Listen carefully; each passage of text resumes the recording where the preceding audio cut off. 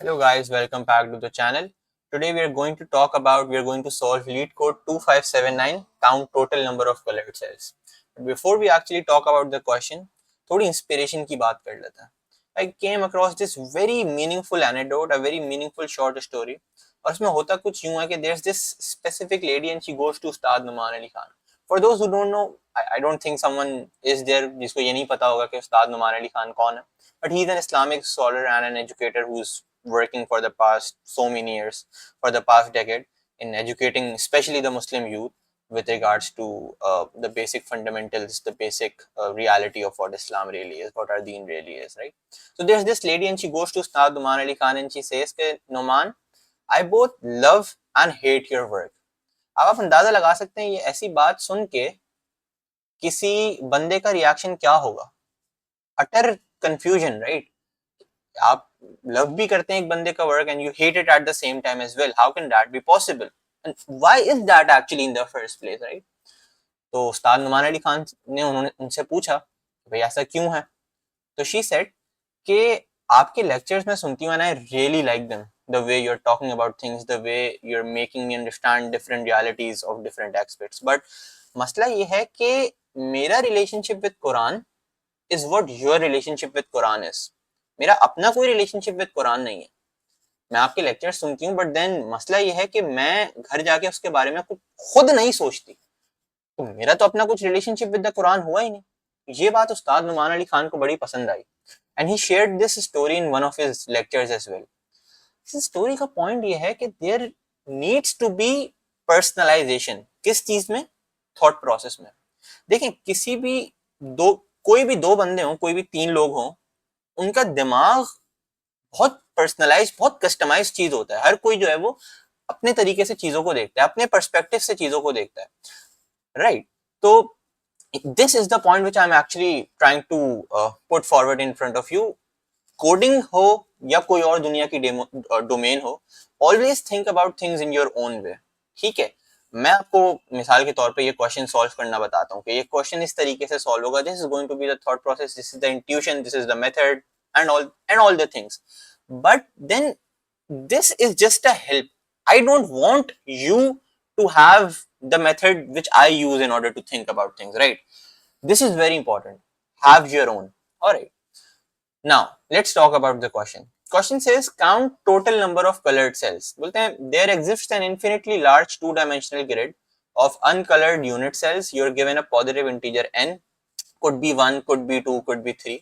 And what you need to do is you must do the following routine for n minutes. What routine is that? What routine is that? That routine is at the first minute, color any arbitrary unit cell. Let's say we color this one, right?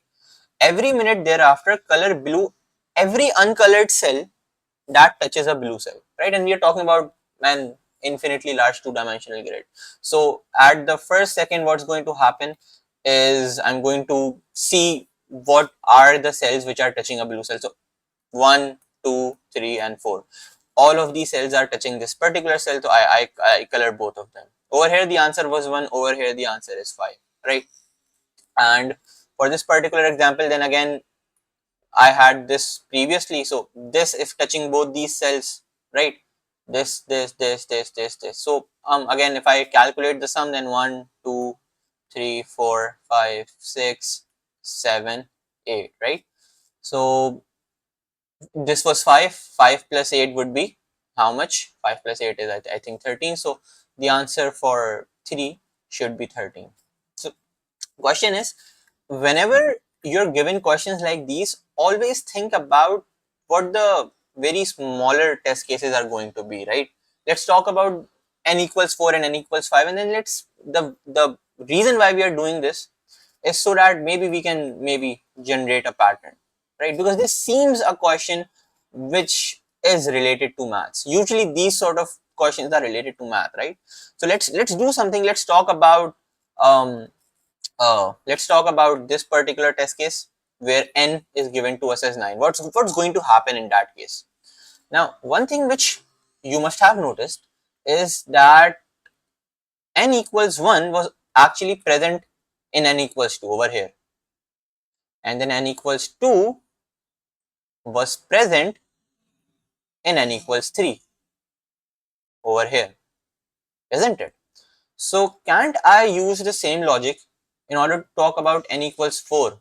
How that's going to look like is this: 1, 2, 3, 4, 5, 6, 7, 8, 9, 10, 11, and 12, right?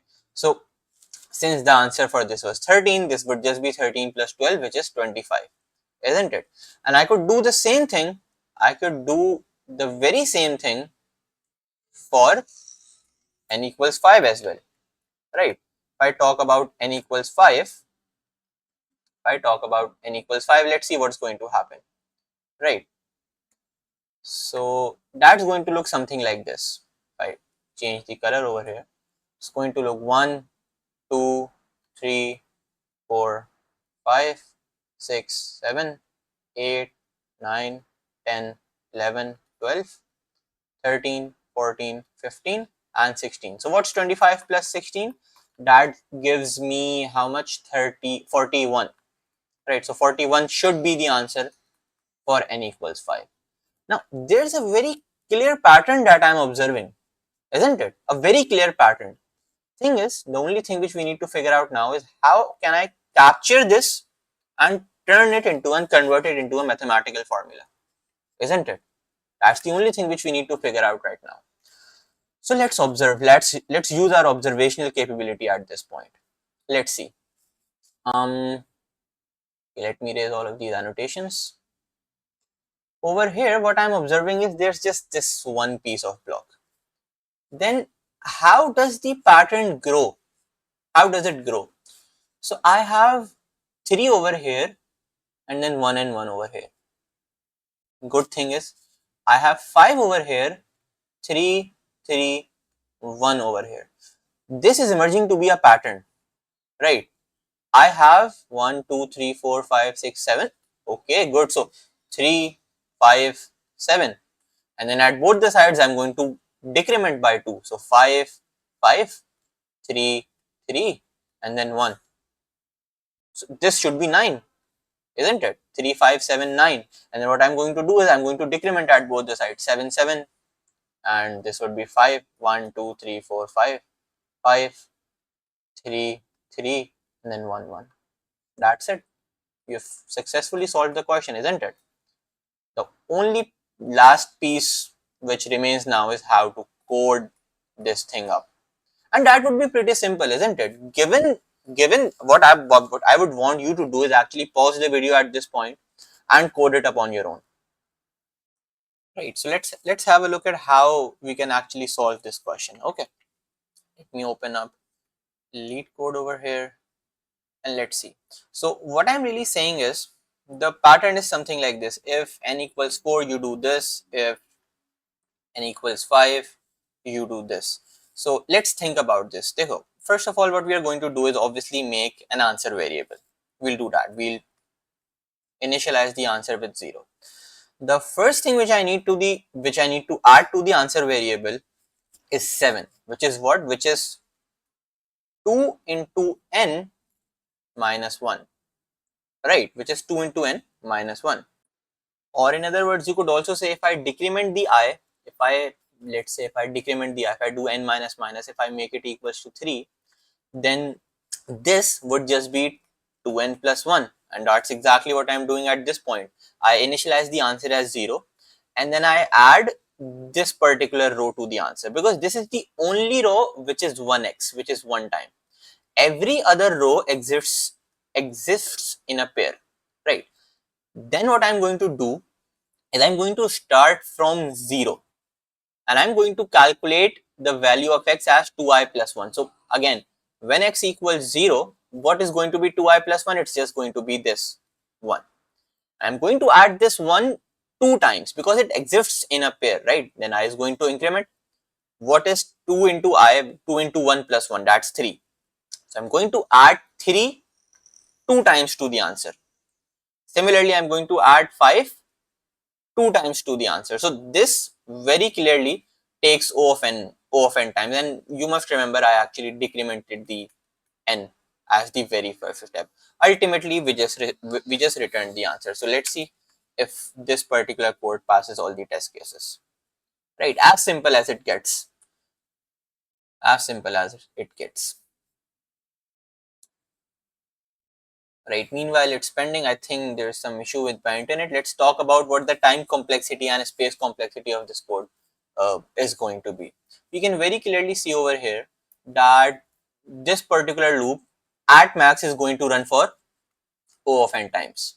So we have a linear time complexity over here, right?